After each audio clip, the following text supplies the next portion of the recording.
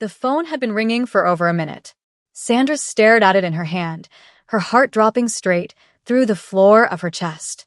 The name on the screen looked back at her like an accusation. Ji-hoon Kwon. The call timer was already counting. 1 minute. 12 seconds. 13. 14. Her friends were frozen across the room, and then his voice came through the speaker, low and unhurried, the kind of voice that did not need to raise itself to fill a room. She closed her eyes, opened them, and assembled the steadiest voice she could manufacture from the complete ruins of her dignity. "Oh my God. I am so sorry. It was a wrong dial." And then, impossibly, she heard something on the other end that she would spend the next 3 days replaying in the quiet of her own mind. The ghost of something that sounded like it might have been the beginning of a smile. "Good night, Sandra."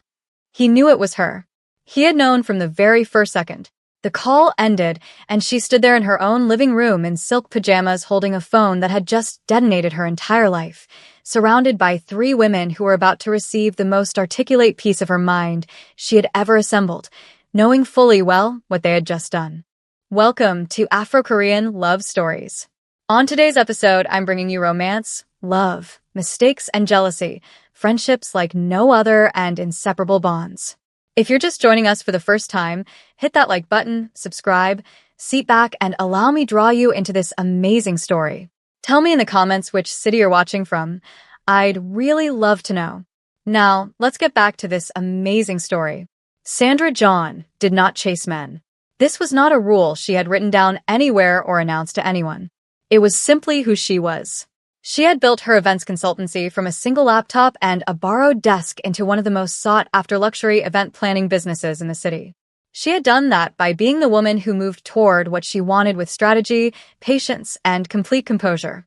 She did not rush. She did not reach. She did not chase.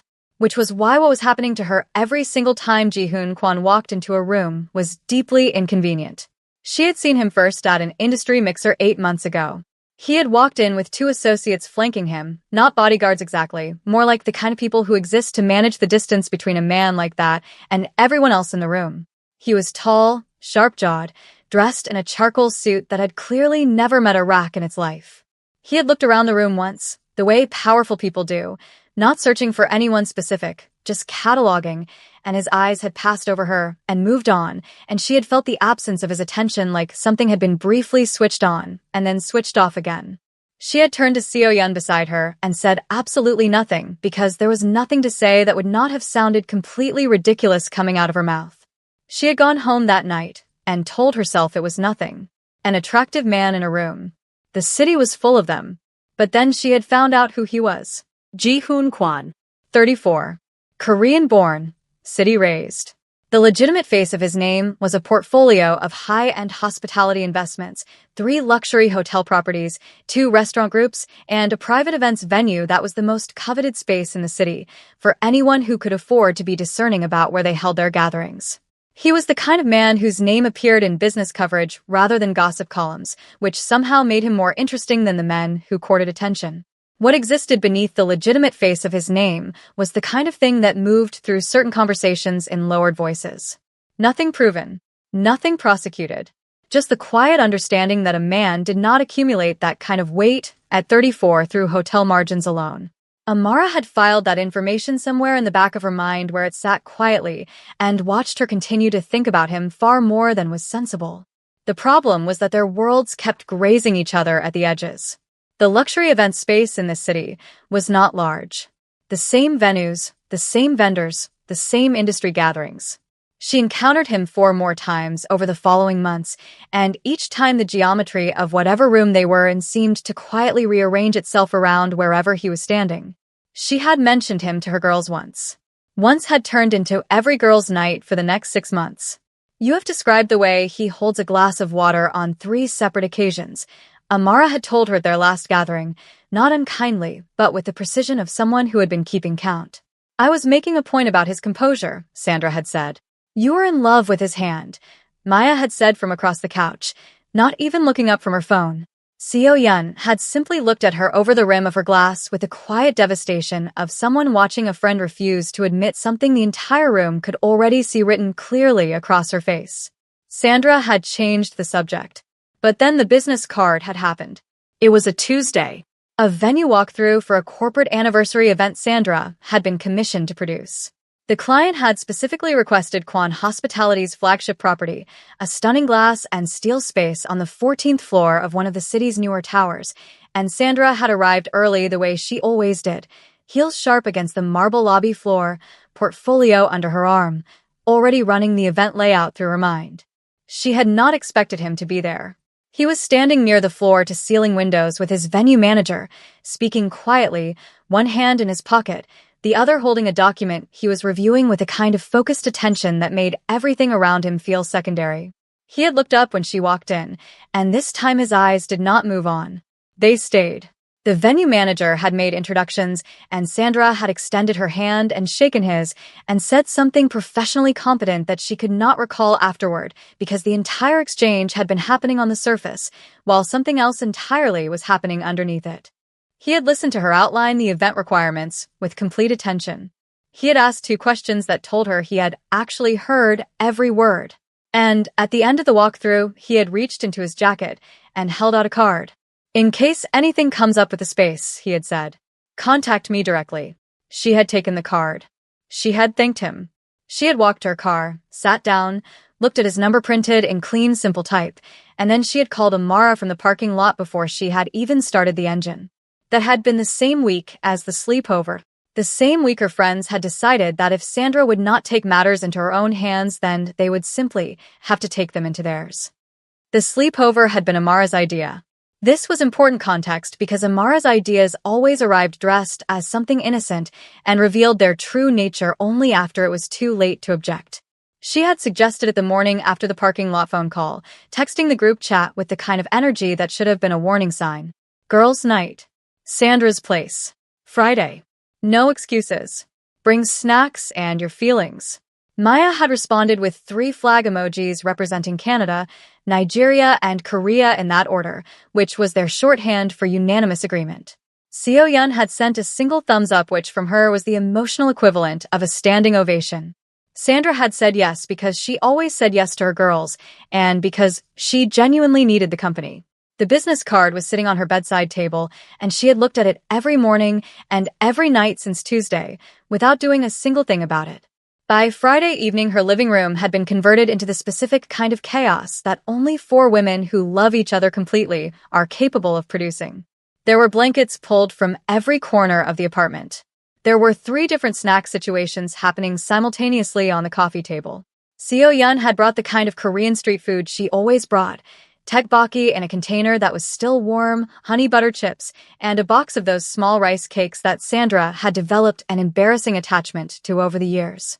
Maya had brought wine, 2 bottles, the good kind, because Maya operated on the principle that if you were going to do something, you should do it properly. Amara had brought herself, which everyone agreed was more than sufficient because Amara's presence in her room was its own form of contribution. They were 2 hours in, the first bottle of wine mostly finished, the tteokbokki container scraped clean, all 4 of them arranged across the couches and floor in the particular comfortable disarray of people who have known each other long enough to stop performing. And Sandra was talking about Ji-hoon Kwon. This was not a surprise to anyone in the room. He asked 2 questions, Sandra was saying, holding her wine glass against her chest, her legs folded beneath her on the couch. 2. And both of them were exactly the right questions. Like he had actually been listening. Trevor used to ask me to repeat myself mid-sentence because he would stop paying attention, and I would just... She stopped. That is not the point. No, but finish that thought because it was going somewhere important, Maya said from her position on the floor, her back against the couch, her own glass balanced on her knee. The point is that he listened. Properly. And when he gave me the card, he said contact me directly. Not here is the venue manager's number. Not have your assistant reach out. Directly.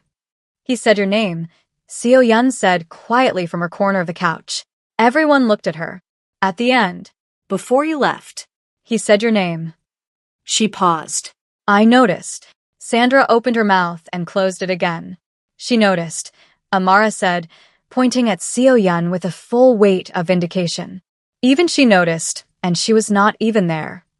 You told me the story 4 times. Seo-yeon said simply. The name detail appeared in all 4 versions. Sandra pressed her wine glass against her lips to hide whatever expression was trying to happen on her face. I am not doing anything about it. Why not? Maya asked. Because he is Ji-hoon Kwan. Because I do not know if he was being professional or personal. Because I cannot read a business card interaction and decide it means something, and then embarrass myself by. By what? Amara pressed. By letting him know you exist? Sandra. He already knows you exist. He gave you his direct number. For professional purposes. Then use it for professional purposes and see what happens. I am not calling him. Then text him. I am not texting him either. Amara sat back and looked at Maya. Something passed between them, the specific silent communication of 2 people who have already decided something and are simply waiting for the right moment to execute it. Sandra did not see it because she was looking at her wine. Seo-yeon saw it. Seo-yeon saw most things. She looked at Amara, then at Maya, then back at Sandra, and she made a quiet decision to say nothing because there were moments in friendship when you stepped in and moments when you stepped back and trusted the chaos to do what it needed to do. You know what I think? Maya said conversationally, reaching for a chip. I think you have been waiting for something to feel safe for so long that you have forgotten that good things are not supposed to feel safe. They are supposed to feel terrifying and worth it at the same time. Sandra looked at her. That is either very wise or the wine talking. Both, Maya said. It is absolutely both. They moved on. They talked about other things. Maya's ongoing disagreement with her landlord. Amara's mother, who had strong opinions about everything and delivered them with the efficiency of someone who considered restraint a personal insult. Seo-yeon's latest translation project, which had taken an unexpected turn into content she described only as very dramatic and would not elaborate further. Sandra laughed more than she had in weeks. This was what her girls did for her. They filled the room with so much warmth and noise and life that the anxious quiet of her own head became briefly uninhabitable. She did not notice Amara leave the room. She did not notice Maya asking her a second question about Ji-hoon, steering the conversation back deliberately, keeping her eyes and her attention fully engaged. She did not notice Seo-yeon become very still in the way she did when she was watching something unfold and had chosen not to intervene. What she noticed, approximately 5 minutes later, was a shift in the room's energy, a particular quality of silence beneath the conversation that had not been there before. She noticed Maya's eyes flick to somewhere behind her left shoulder and then come back too quickly. She noticed that Amara had been gone longer than a bathroom trip warranted. Sandra turned around. Amara was standing at the kitchen counter with Sandra's phone in her hand and an expression on her face that contained equal parts guilt, excitement, and the specific defiance of someone who believes they are doing the right thing even as they are fully aware it will not immediately be received that way. The phone was pressed to her ear. Sandra's blood went cold. She crossed the room in 4 steps and took the phone from Amara's outstretched hand and looked at the screen and felt the floor tilt beneath her feet. Ji-hoon Kwan. Active call. 1 minute and 7 seconds. Sandra's hand was not shaking. She was going to need that to be true, so she decided it was true and pressed the phone to her ear and opened her mouth and said the only thing her brain could assemble from the wreckage of the moment. Oh my God. I am so sorry. It was a wrong dial. The silence that followed was not long, maybe 4 seconds. But it had texture and weight, and Sandra felt every single millisecond of it move through her chest like weather. She was standing in her own kitchen in silk pajamas with rice cake residue on her sleeve and 3 women behind her who had collectively detonated her dignity, and somewhere on the other end of this call was the most composed man she had ever encountered in her professional life, and she had just told him it was a wrong dial with her voice doing something she was going to need it to stop doing immediately. A wrong dial, he repeated. It was not a question. It was something else. A repetition that carried something underneath it, something quiet and almost careful, like a man turning an object over in his hands to look at it from a different angle. Yes, Sandra said. I am so sorry for disturbing you. It will not happen again. Another pause. Shorter this time. It is late, he said. You should enjoy your evening. Yes. Thank you. Good night. Good night, Sandra. The call ended. She stood there holding the phone for a moment that had no measurable length. Then she turned around slowly. Amara had retreated to stand beside Maya near the couch. Both of them were wearing the expression of people who had thrown a grenade and were now trying to appear as though they had simply been standing in the vicinity of an unexplained explosion. Seo-yun had not moved from her corner of the couch. She was watching Sandra with the quiet attentiveness of someone who understood that the next 30 seconds were important. Sandra set the phone down on the counter very carefully. She looked at her three friends. She said nothing for long enough that Amara's confidence began its visible retreat. "Sandra?" "Do not," Sandra said. Her voice was calm. This was the kind of calm that forms over deep water and should not be mistaken for shallowness. "We were trying to—" "I know what you were trying to do." "Then you know we did it because we love you," Maya said, and to her credit she said it without flinching. "You called a man whose number I have had for 4 days. A man I have to see professionally. A man I have not even decided how to." Sandra stopped, pressed her fingers briefly to her forehead, started again. "You called him from my phone, while I was sitting 10 feet away." "Technically, you were 11 feet away," Amara said. "Amara, I am not helping." "I know. I can hear it." Seo-yun stood up from the couch and walked to the kitchen and filled a glass of water and handed it to Sandra without saying anything. Sandra took it, drank, set it down. The anger was real. She wanted to be clear about that, both to herself and to the three women standing in front of her. The anger was completely real and entirely justified, and she was going to hold on to it for a reasonable amount of time before she let it go because she had earned the right to be annoyed. But underneath the anger was something else. Something that felt uncomfortably like relief.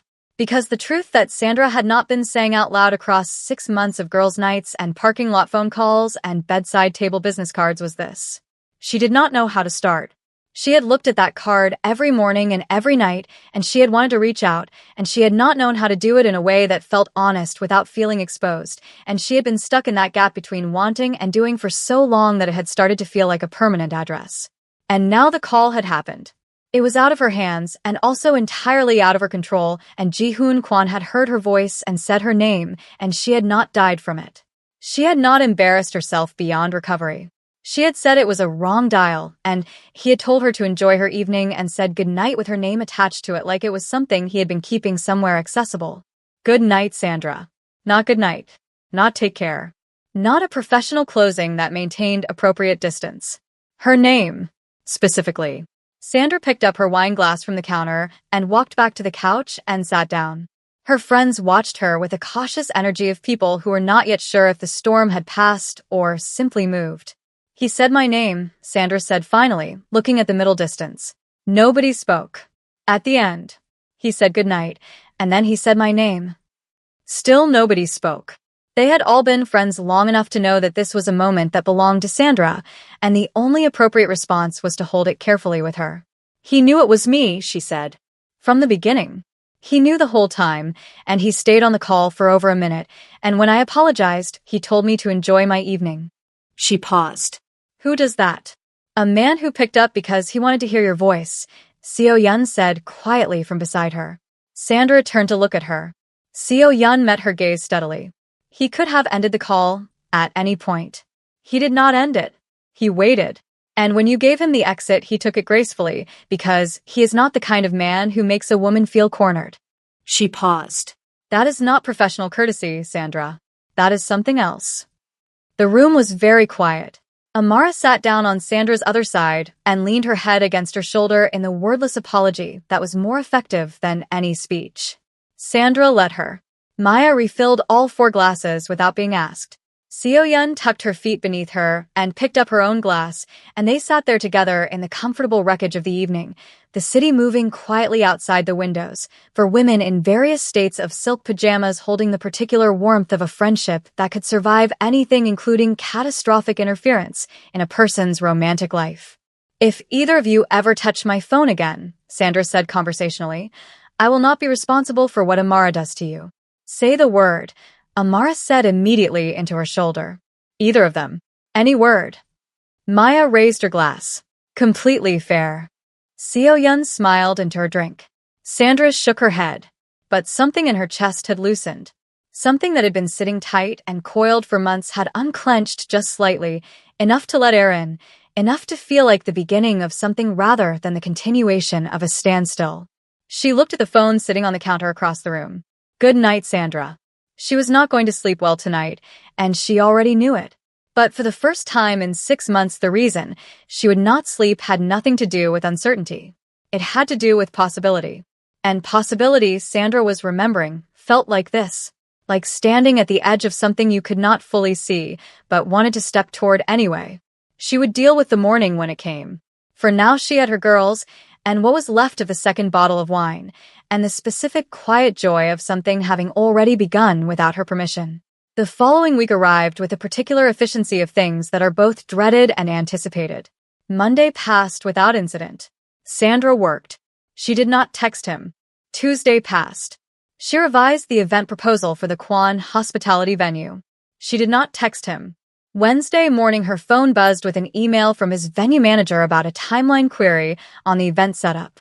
She responded professionally and thoroughly, and at the end of the email, she included a note that she would be available for a brief call if any further details needed direct discussion. She stared at that last line for 4 minutes before she sent it. His reply came 11 minutes later. Not from the venue manager. From him. Thursday works. 2 p.m., I will call you. Sandra read it twice. Then she put her phone face down on her desk and looked at the wall for a moment that lasted longer than it should have, and then she picked up her phone and opened the group chat. He emailed back personally. Thursday, 2 p.m. He is calling me. The responses came within seconds. But before we go further, I have to ask, do you think Sandra's girls actually did her a favor by making that call? Because Sandra was sitting on that business card for 4 days going back and forth in her head, and it took her friends doing the most to finally crack things open. Sometimes the people who love you push you off the ledge you have been standing on for too long. Was this that moment? Tell me what you think in the comments. If you have not subscribed yet, this is your sign to do it right now, because what is coming next is going to change everything. Now, let's find out what happens next in this amazing story. Thursday arrived the way important days always do, quietly and without ceremony, as if it had no idea what it was carrying. Sandra was at her desk by 8. She had a full morning of work ahead of her. 2 vendor calls, a site visit confirmation, a proposal revision that needed to be in a client's inbox before noon. She moved through all of it with her usual efficiency, focused and methodical, her mind on the tasks in front of her. Mostly. By 1:30, she had changed her earrings twice, retouched her lipstick once, and relocated from her desk to the couch, and back to her desk again for no reason she was prepared to examine honestly. She had also checked her phone 4 times in the space of 20 minutes, which was 4 more times than she would normally check it during a work call. At 1:58, she set her phone on the desk in front of her, folded her hands, and told herself to be a professional. At 2 o'clock exactly, her phone rang. She picked up on the second ring because picking up on the first would have said something she was not ready to say out loud, and picking up on the third would have been a performance, and Sandra John did not perform. Sandra. Just her name. No preamble. No good afternoon or this is Ji-hoon, as if there were other men who called her at exactly 2 o'clock on a Thursday with a voice that did that specific thing to the air in a room. Ji-hoon, she said, and to her enormous relief her voice came out clean and level and entirely like a woman who had not relocated twice in the last hour. I have some questions about the event timeline, he said. The setup window, your proposal outlines, is tight. I want to make sure we can give your team what they need without compromising the venue's existing commitments that weekend. Of course, Sandra said, pulling up the proposal on her laptop. Which section were you looking at? And just like that, they were working. This was the thing Sandra had not anticipated and could not have prepared for. She had expected the call to feel weighted and significant and slightly unbearable, the way things feel when you have assigned too much meaning to them before they happen. But instead it felt natural. Easy in the way that things are easy when 2 people are genuinely good at what they do and recognize that quality in each other without having to announce it. He was precise. He asked the right questions and listened to the answers completely before responding. He offered solutions rather than just objections. When Sandra suggested an adjusted load-in schedule that would resolve the timeline conflict, he was quiet for a moment and then said simply, "That works," with the clean decisiveness of a man who did not waste words on unnecessary deliberation. They covered everything in 20 minutes. There was a pause when the last item was resolved. A beat that lasted just long enough to have a shape. "Your team is efficient," he said. The proposal was well constructed. "Thank you," Sandra said. Your venue manager has been very easy to work with. The space is exceptional. You have not seen it at night, he said. The city view from the main hall after dark is different from the daytime walkthrough. Sandra's hands were very still on her keyboard. I imagine it is, she said carefully. Another pause. Shorter this time, but with more weight inside it. There is a private dinner at the property next Friday evening, he said. A small gathering. I would like you to see the space in that setting. It would be useful context for your event production. Sandra understood that this was professionally framed. She also understood that it was not entirely professional. That sounds useful, she said, matching his register exactly, giving him the same careful balance he was giving her. I will have the details sent to you, he said. Enjoy the rest of your Thursday, Sandra. You too, Ji-hoon. The call ended. Sandra sat very still for approximately 10 seconds, and then she opened the group chat and typed 3 words. He asked me out. The responses were instantaneous. Amara sent a voice note that was mostly screaming. Maya sent I told you so in capital letters, which Sandra felt was unnecessary, but also entirely fair. Seo-yun sent one line. Wear the green dress.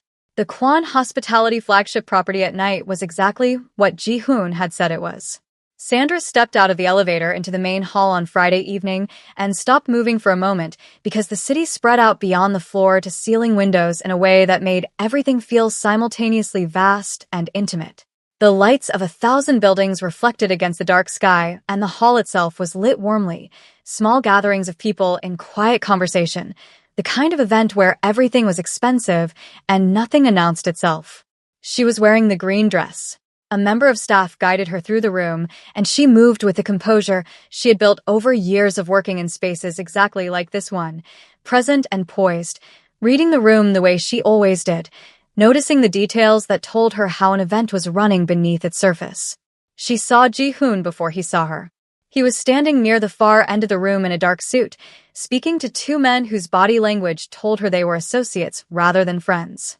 He was doing the things she had noticed about him from the very beginning, listening with his full attention, not scanning the room, not performing engagement. Actually present. And then he looked up. Across the length of the room their eyes met, and something happened in the space between them that Sandra did not have language for yet but filed carefully for later examination. He said something brief to the men he was with, and then he moved toward her, and the room seemed to quietly part around him the way rooms did for people who carried that particular kind of weight. You came, he said when he reached her. You invited me, she said. The corner of his mouth moved. Not quite a smile. The suggestion of one. You look, he paused, and she had the distinct impression he was choosing a word carefully from several options. Different from the walkthrough. Is that good or bad? It is very good, he said simply, and the directness of it landed differently than she expected, not like a line, like a fact he had assessed and was reporting accurately. He stayed beside her for the first hour of the evening. He introduced her to people whose names she recognized from industry circles, and the introductions he made told her things about how he saw her, not as a vendor, not as a service provider, but as a peer. Someone whose work he respected and whose presence he was choosing to align with his own in a room full of people who noticed everything. They found a quieter corner near the windows at some point, and the conversation moved away from professional territory with a naturalness that Sandra could not have engineered if she had tried. She learned that he had lived in 3 cities before this one, that he had a younger sister who called him every Sunday without fail and whose opinions he appeared to take more seriously than those of most adults he encountered professionally. That he had strong feelings about coffee which were specific and slightly unreasonable, and which he described with a self-awareness that made her laugh, genuinely the kind of laugh that happens before you have decided whether to let it out. He looked at her when she laughed. Not quickly. Not briefly. He looked at her the way people look at things they want to keep. She told him about starting her business, about the borrowed desk and the single laptop and the first event she had produced which had gone both better and worse than she had expected in ways she had not anticipated. She told him about her mother in Accra who called every Sunday as well and whose definition of success for her daughter included specific details about grandchildren that Sandra was not yet prepared to negotiate. He listened to all of it with the same quality of attention he brought to everything, complete and unhurried. You built something real, he said when she finished. I tried to, she said. You did, he said. I looked at your portfolio before the walkthrough. The scale of what you have produced in 4 years is not common. Sandra looked at him. You looked at my portfolio before the walkthrough. I look at everyone I work with, he said. And he held her gaze for a moment. And I was looking forward to the walkthrough. The city lights moved behind him, and Sandra thought about 6 months of watching him from across rooms and parking lot phone calls, and a business card on a bedside table, and a wrong dial that turned out to be the most right thing her friends had ever done for her. I have a question, she said. Ask it. The wrong dial, she said. Last Friday. You knew it was me. He did not look away. Yes. From the beginning? From the first second. And you stayed on the call? Yes. Sandra looked at him steadily. Why? Ji-hoon was quiet for a moment. The kind of quiet that meant he was answering honestly rather than quickly. Because I had been waiting for a reason to hear your voice, he said. And I was not going to end the call before I had to. The room continued around them. People talked and laughed and moved through the warm light, and the city glittered beyond the glass, and Sandra stood there with this man who had just said the most honest thing anyone had said to her in longer than she could immediately remember, as she felt something shift inside her chest with a slow certainty of something that had been waiting a long time to move. I should have called you myself, she said quietly. Yes, he said. But you called. That is what matters.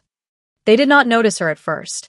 This was perhaps understandable given that the evening had developed its own gravity and everything outside of it had receded. But she was there, had been there for some time. Ji-hoon's personal assistant.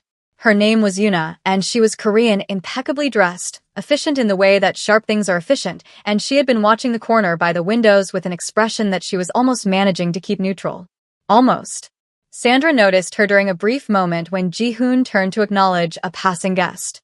She noticed the way Yuna's eyes moved between them, the assessment in it, the particular quality of attention that was not professional interest.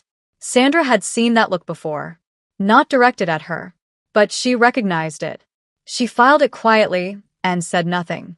But later, when Ji-hoon walked her to the elevator at the end of the evening and they said goodnight with the specific warmth of two people who were no longer pretending this was purely professional, Sandra stood in the elevator as the doors closed and thought about Yuna's expression. And she thought about the fact that whatever was beginning between her and Ji-hoon Kwon existed in a world that came with its own complications, its own history, its own people who had their own investments in how things went. She pulled out her phone and opened the group chat. The evening was perfect. He said he had been waiting for a reason to hear my voice. She paused. Then added.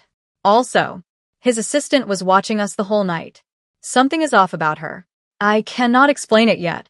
Seo-yeon replied first this time. Not with encouragement. Not with excitement. With something more careful. I know who she is. We need to talk. Sandra's heels were still on when she got home. She had not taken them off in the elevator, had not kicked them off at the door the way she normally did the second she walked into her own space. She had walked straight to the window and stood there looking out at the city, with her clutch still in her hand, and the green dress still on, and Ji-hoon Kwon's voice still sitting somewhere in her chest like something warm that had not decided to leave yet. I had been waiting for a reason to hear your voice. She said it out loud in the empty apartment just to hear what it sounded like outside of her own head. It sounded real. Her phone buzzed. Seo-yeon. She picked up before it finished the first ring. Tell me everything, Seo-yeon said. Not hello. Not how did it go. Just that. Because Seo-yeon already knew how it went from the 3-second delay before Sandra picked up. He said he had been waiting for a reason to hear my voice, Sandra said. Seo-yeon, he said that, and he was not performing it. He was just stating it. Like it was information he had decided I deserved to have. I knew it, Seo-yeon said quietly. And she said it the way people say things they have been holding for a long time. You knew what? I knew he was not looking at you the way men look at a business contact, Seo-yeon said. The first time you told me about the walkthrough, the way you described him listening to you, that is not professional, Sandra. That has never been professional. Sandra finally took her heels off. She sat down on the couch and tucked her feet beneath her and let the full warmth of the evening settle over her properly for the first time since she had walked out of that venue. Seo-yeon, she said. I really like him. I know. Like, genuinely. Not the version of him I built in my head over 6 months. The actual him. The way he pushes back when he disagrees. The way he talks about his sister. The way she stopped. I am doing the thing again, aren't I? You are doing the thing, Seo-yeon confirmed. But this time it is different. How is it different? Because this time he is doing it back. Sandra pressed her lips together and looked at the ceiling and smiled in the way you smile when you are alone and there is nobody to see it, and that somehow makes it more honest. Then Seo-yeon's voice shifted. Just slightly. Just enough. There is something I need to tell you, she said. And I need you to hear it without letting it take tonight from you. Can you do that? Sandra's smile faded at the edges. Tell me. Yoona Choi, Seo-yeon said. His assistant. I saw the way she was watching you tonight. I saw it too. What you may not know is that it is not new. She has wanted him for a long time, Sandra. 3 years of being close enough to touch something she has never been offered. She has tried. More than once. More than twice. And he has never responded. Not even in a way she could hold on to. Seo-yeon paused. A woman who has been that close to something she wants for that long and has never gotten it. She does not just watch forever. At some point, she does something about it. Sandra was quiet. I am not telling you this to frighten you, Seo-yeon said. I am telling you so you are not walking into something with your eyes less than fully open. I hear you, Sandra said. Good. Now put the phone down and enjoy the rest of your evening. You wore the green dress, and he noticed. Hold that. Sandra laughed softly. Good night, Seo-yeon. Good night, Sandra. She put the phone down and sat in the quiet of her apartment and held both things at once the way adults learn to do. The warmth of what was beginning. The awareness of what was circling it. She held them both, and then she set the second one down carefully and picked up only the first one and carried it with her to bed. The weeks that came after were the kind Sandra had not known she was missing until she was living inside them. Ji-hoon called on a Tuesday evening, and they covered the event details in 12 minutes flat, and then somehow ended up talking about Lagos versus Seoul in terms of nightlife energy, and Sandra said something about jollof rice that made him ask a question that made her explain the full cultural weight of the jollof wars to a Korean man who had genuinely never heard of them, and who listened with the focused attention of someone taking an exam. He actually wanted to pass. So, it is not just rice, he said. Ji-hoon has never been just rice, Sandra said. It is identity. It is history. It is a deeply personal matter that I will not be explaining further, because I can already hear you trying not to laugh. I am not laughing. You are almost laughing. I am taking this very seriously. You are absolutely not. And then he did laugh. Low and genuine, and a little surprised at itself the way laughter is when it comes from somewhere real. Sandra sat at her kitchen counter in her pajamas listening to Ji-hoon Kwon laugh at something she said and felt something in her chest rearrange itself into a configuration she recognized from a long time ago and had stopped expecting to feel again. She told Amara about it the next morning. Amara called her back instead of texting because some things required a voice. He laughed, Amara said. He laughed. Like really laughed? Not polite laughed. Amara, he was surprised by it. Like he did not see it coming, and it came out anyway. Amara made a sound that was somewhere between a scream and a sigh. Sandra, that man is gone for you. He is completely gone. We are still getting to know each other. Sandra. He laughed at the jollof speech. Every Nigerian woman has given that speech. It only lands the way you are describing if a man is already looking at you a certain way. She paused. I need you to please, for the love of everything, stop talking yourself out of this. Sandra looked at her kitchen ceiling. I am trying. Try harder, Amara said. Some of us are emotionally invested in this outcome. The dinner 3 weeks later was at a small Korean restaurant that had no menu, just a chef who cooked what was best that evening and trusted the guests to surrender to it. Ji-hoon had chosen it, and Sandra understood immediately why. It was intimate without being theatrical. It said, I thought about what kind of place would make you comfortable, without announcing that it had done so. They were on their second course when he said something about his sister that made Sandra put down her chopsticks. She called me last Sunday, he said. She told me I sounded different. Different how? She said I sounded like I was looking forward to something. He said it simply, looking at his food, and then looking up at her. She is rarely wrong about things like that. Sandra held his gaze. Is she right this time? Yes, he said. Just that. Just yes.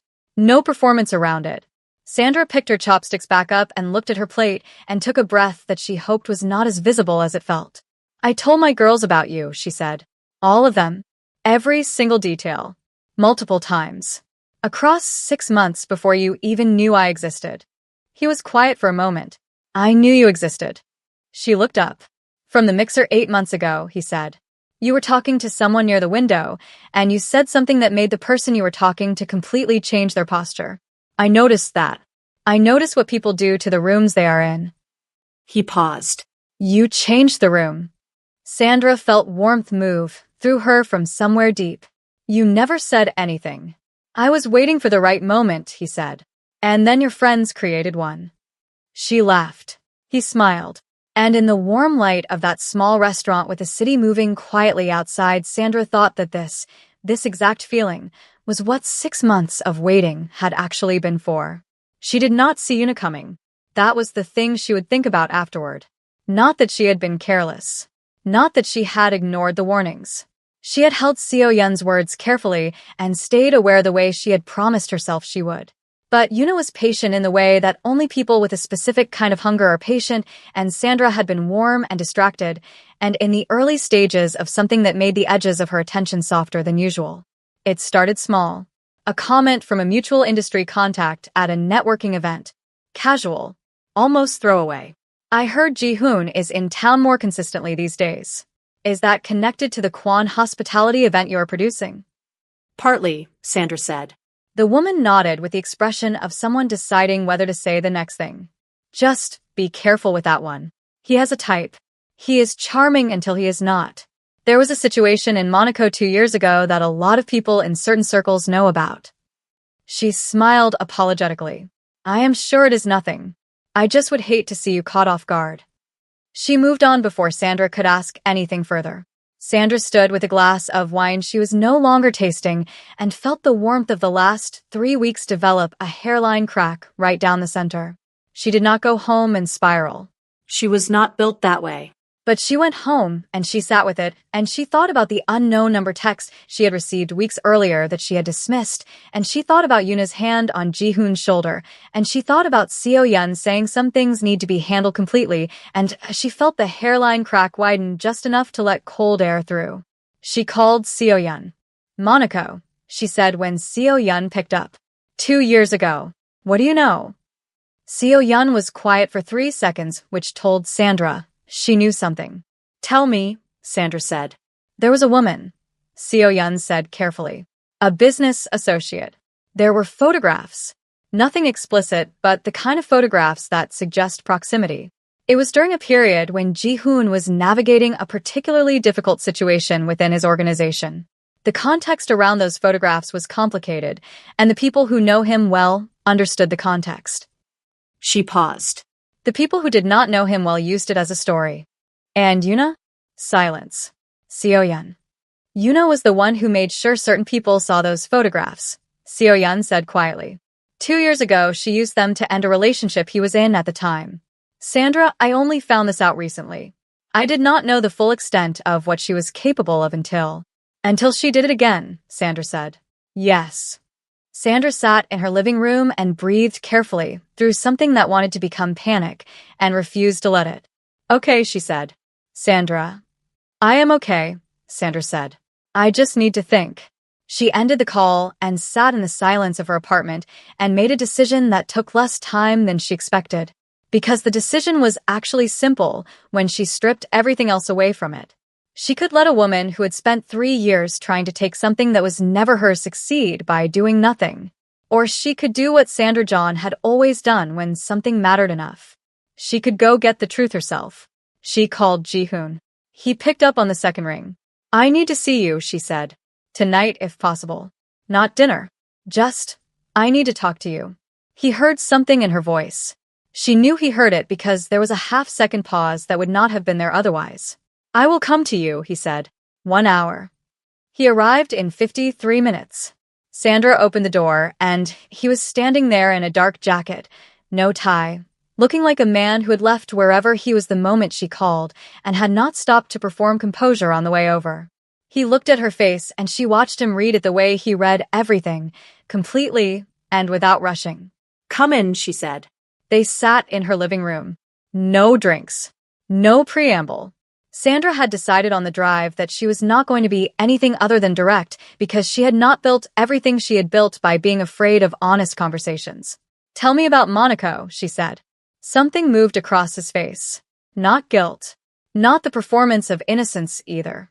Something more complicated and more honest than both of those things.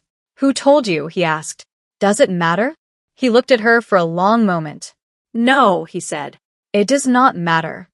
He sat forward, elbows on his knees, and he looked at her with the same directness he brought to everything. 2 years ago, I was in Monaco for 3 days dealing with a situation within my organization that I cannot detail fully. There was a woman who was connected to that situation. A business associate. We had dinner twice. There was nothing more than that, but there were photographs that could be framed to suggest otherwise. He paused. Those photographs were used to end a relationship I was in at the time.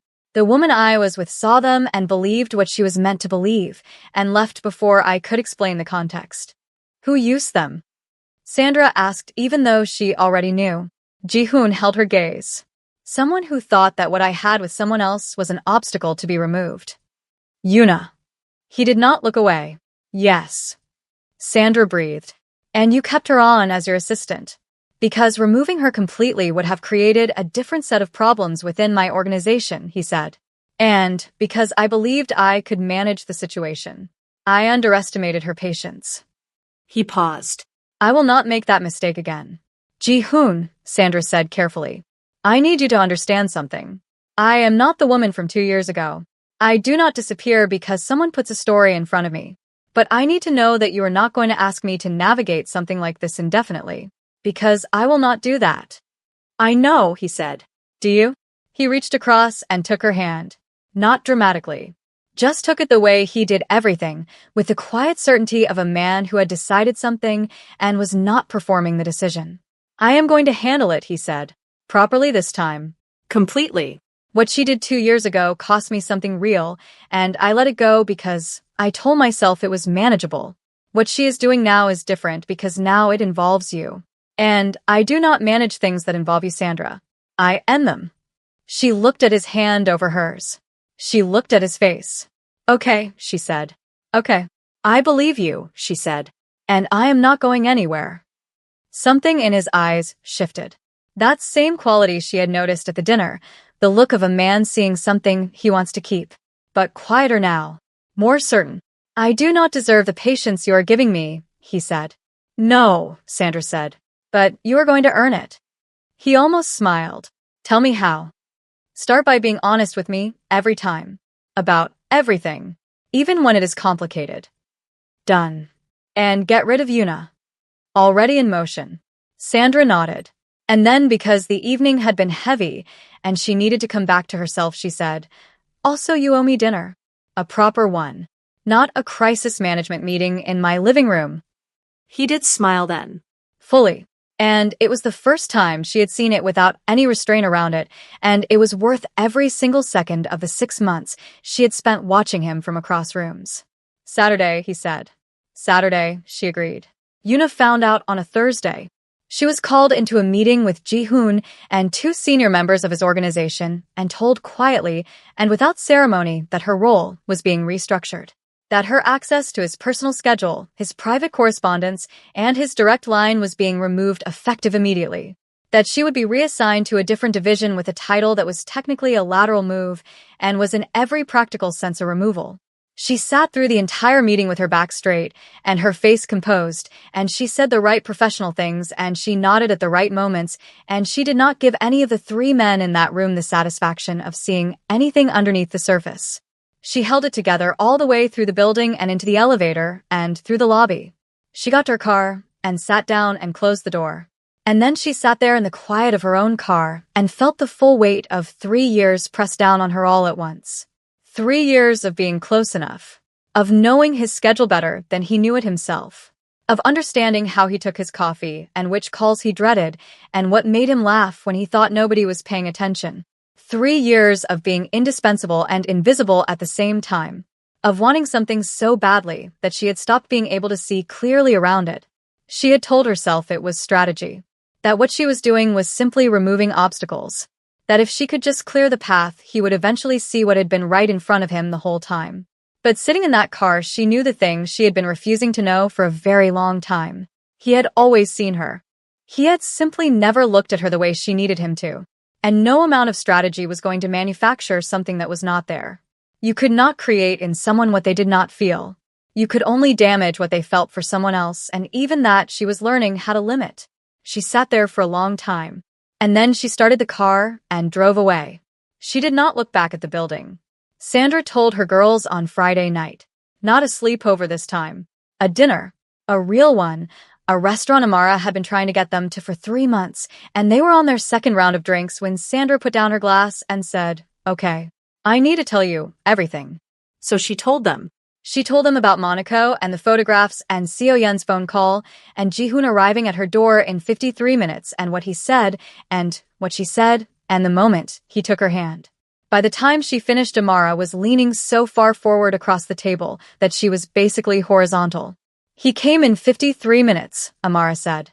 53, Sandra confirmed. "Sandra, that man left whatever he was doing the second you called him." "I know. He did not even round up to an hour." 53 minutes. "Amara, I was there. I am just making sure you are registering the significance of the 53 minutes because I need you to understand that is not normal behavior. That is a man who is gone for her," Maya finished, pointing at Sandra with her fork. "Completely and entirely gone. Which I said weeks ago in this very friendship group." "You did say it," Sandra admitted. "I said it," Maya said with the satisfaction of someone whose receipts were fully in order. "I said rare species protect him, and I meant it." "What did you say to Yuna?" Amara asked. "Nothing," Sandra said. "Ji-hoon handled it." Amara sat back. What does he mean?" "It means I had a whole plan," Amara said. "I had stages. There was going to be a conversation. And if the conversation did not land, there were going to be further stages." "There were going to be further stages," Maya confirmed solemnly. "I appreciate the stages," Sandra said. "I genuinely do. But it is handled." "Say the word, though," Amara said. "At any point. Past, present, future. The offer does not expire." "Indefinitely," Maya added. Seo Yun had been quiet through most of this in the way she was always quiet, present and attentive, and holding the room gently. Now she looked at Sandra with that steady gaze that Sandra had learned over years meant something true was coming. "How do you feel?" she asked. "Just that." Sandra thought about it honestly. "Like I walked through something and came out on the other side still standing," she said. "Like I chose not to let someone else's desperation become my story." She paused. "And like Saturday cannot come fast enough." Seo Yun smiled. Small and warm and completely genuine. "Good," she said. Amara raised her glass. To Sandra John, who did not run, did not shrink, and did not let anybody take her thing. To Sandra, Maya echoed. "To all of you," Sandra said. "Because none of this happens without the wrong dial." Amara pointed at herself without apology. "You are welcome." "I said what I said," Sandra replied. And they laughed. All 4 of them. Loud and real and completely unbothered by who in the restaurant could hear them, because this was the kind of laughter that did not ask permission and did not need to. Saturday arrived quiet and bright. Ji-hoon was at her door at 10 o'clock exactly. No driver this time. Just him, in a simple dark shirt and trousers, leaning against a car that was not the official black one but something smaller and less formal, and when Sandra opened the door he looked at her for a moment before he said anything. "You look like Saturday," he said. Sandra raised an eyebrow. "Is that a compliment?" "It is the best thing I know how to say right now," he said simply. She locked her door and walked down to meet him. He opened the car door for her and she got in and he walked around to the driver's side and got in beside her, and it was such a small, ordinary thing. 2 people getting into a car on a Saturday morning, and it felt like everything. "Where are we going?" she asked. "Somewhere I go when I need to remember what matters," he said. He pulled out into the morning traffic and glanced at her briefly. "I thought you should see it."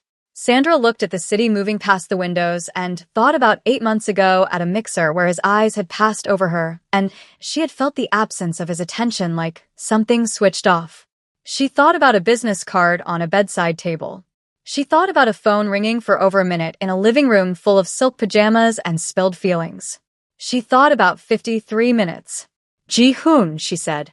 Yes. I am glad my friends are terrible people. He laughed. That low, genuine, surprised laugh that she was already collecting like something precious. So am I, he said.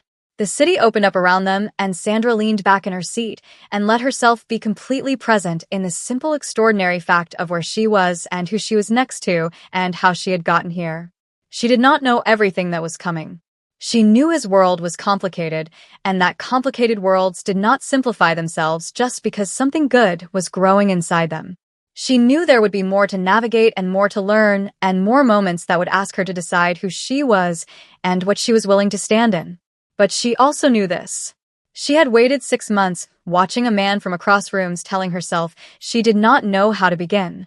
And in the end, it had not been strategy or timing or the perfect moment that had started everything. It had been a wrong dial.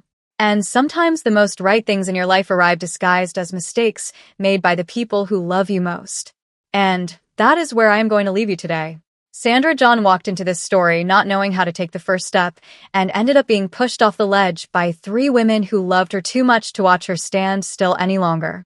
Ji-hoon Kwon spent 8 months waiting for a reason and got one from the most unexpected place. And Yuna taught us that you cannot manufacture what is not there, and that 3 years of being close to something is not the same as having it. Now I need to hear from you. Do you think Sandra was right to confront Ji-hoon directly instead of walking away when the Monaco story surfaced? And be honest, did you feel even a little bit sorry for Yuna at the end, or was she too far gone for sympathy?